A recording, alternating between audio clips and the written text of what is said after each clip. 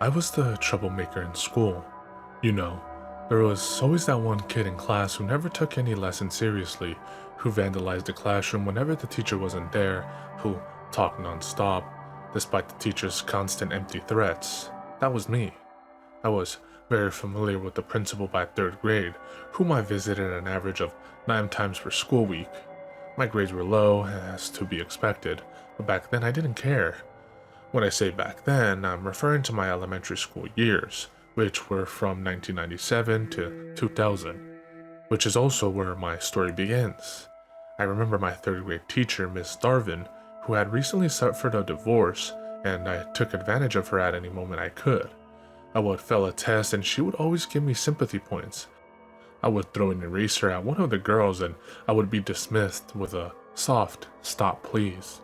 I recall with disdain my fourth grade teacher, Mr. Garrett, who would lower my grade by 10% every time I answered a question incorrectly in class. And then there was Miss Valerie, my fifth grade teacher.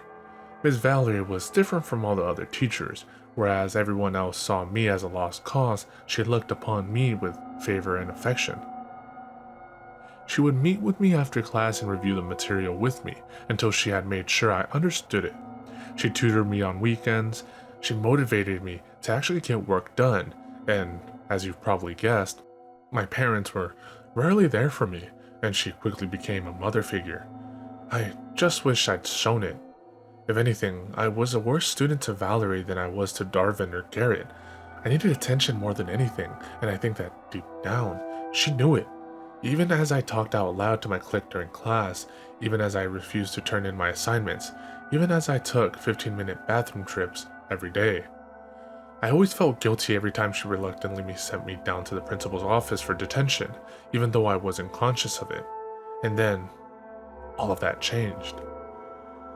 I think that most of you know what I'm talking about when I say that I especially hated those 20-year-old educational films. You know, the healthy eating and drug prevention campaigns that the school dropped on us for 1 month out of the year. Remember DARE? Yeah, that stuff. And the anti-bullying campaign. Jesus, that was torture. We spent the entirety of the Fridays learning about how to stand up to bullies, how not to become a bully, and how to speak up when you're a bystander. Of course, I never paid any attention to any of it. They all consisted of grainy, low-quality scenes of people who were clearly on antidepressants talking about the problems of bullies in schools. They all had cheesy titles too. Don't stand by for bullying. Take bullying by the horns. I fell asleep during each and every one of them. I clearly remember that one March afternoon when Miss Valerie showed us a video simply entitled "The Zebra." She inserted the tape into the VCR and told us that we should pay attention because the message was very important. She dimmed the lights and flipped on the TV. I wasn't awake for most of it, but what I did see was a bit confusing. It started with a cartoon scene of Africa with no title sequence or anything. A poorly drawn zebra moved into view coming across a pack of lions and circling an antelope. That's all I saw before I rolled my eyes, leaned back into my chair, and fell asleep. I was awakened by the voice of Valerie saying, "And that's why you shouldn't be a zebra. Any questions?" No one had any, but from what I'd heard at lunch that day, nobody fully understood it. Apparently, the zebra was supposed to represent a bystander, and the lions were bullies, and the antelope was a victim. The plot was that the zebra watched as the lions devoured the antelope and didn't speak up to stop it. I could have cared less about the message, but as the day went on, I became worried. Kids were dancing around the halls singing happily, "We're not zebras, we're not zebras." When I threw the erasers at the girls, they didn't react. It would hit their faces and bounce off with a slap, but they just remained unflinching, still singing, "We're not zebras," happily. It was strange, to say the least. Before I left school, I met with Valerie for the usual review session. As I sat down in front of her desk, she asked me why I hadn't been watching the film. My answer was standard. I didn't care. Upon hearing this, she sighed heavily. "You know, Luke," she said, "I was once a lot like you. I would constantly cause trouble in class and would even bully other students. That was when it wasn't criminal to be one," I thought. I often picked on this one very emotional, fragile little girl. I said the meanest things to her, awful things. I laughed as I watched her cry. She even stayed home for a few weeks at a time. One day, I got a call that the student I'd been harassing had killed herself by jumping from a window. I was too young to understand the gravity of this admission. That moment made me realize that the path I'd chosen was wrong and hurtful. I found out later that she had left me a gift, this video. She held up a copy of the zebra. I never understood why, but I kept it knowing that changing would make her proud, and I say the same to you today. She put away the tape and looked into my eyes. Now go.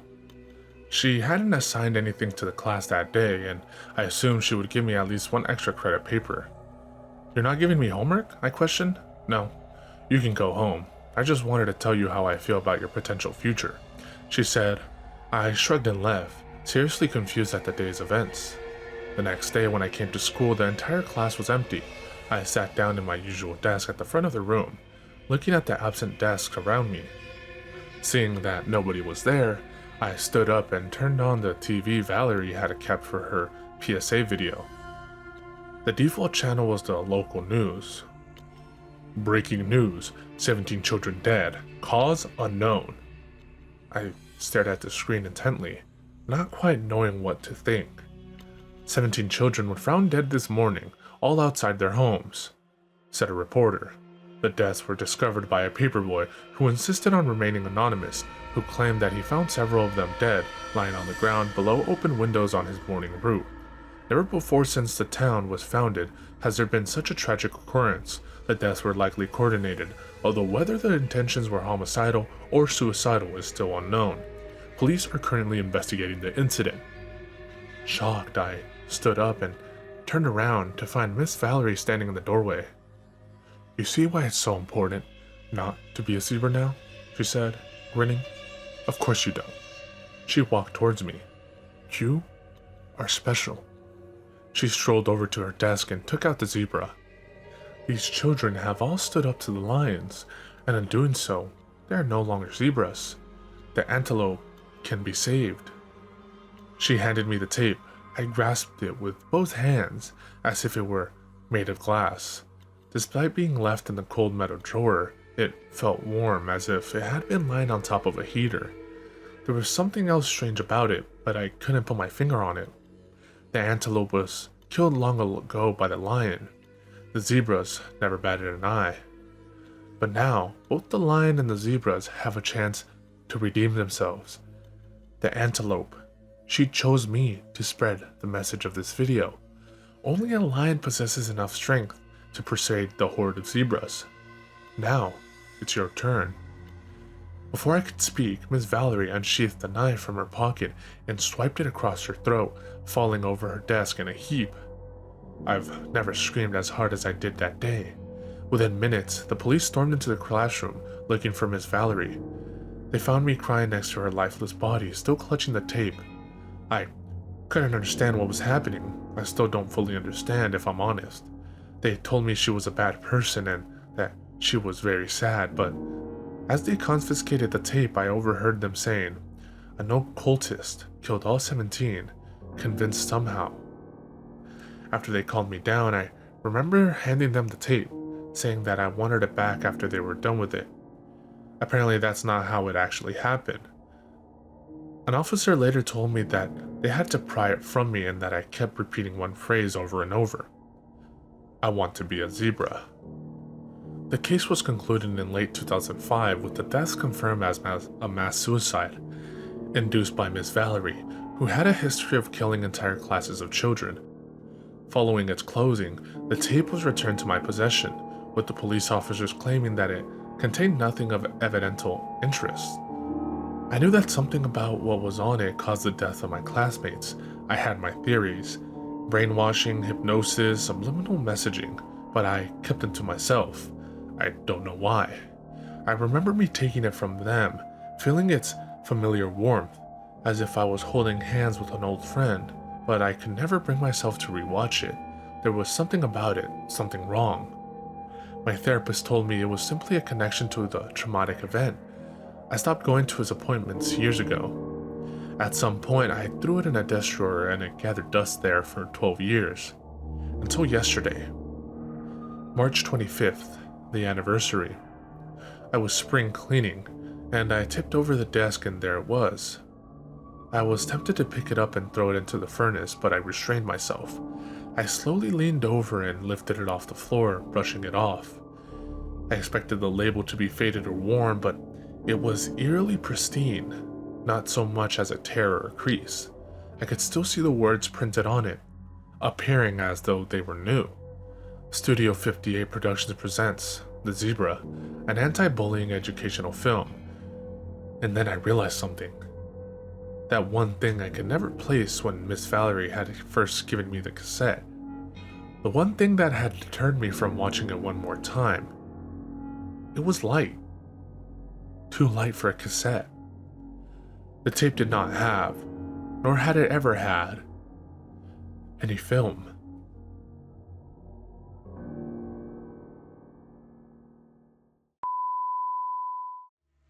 Definitely elevating for the 966.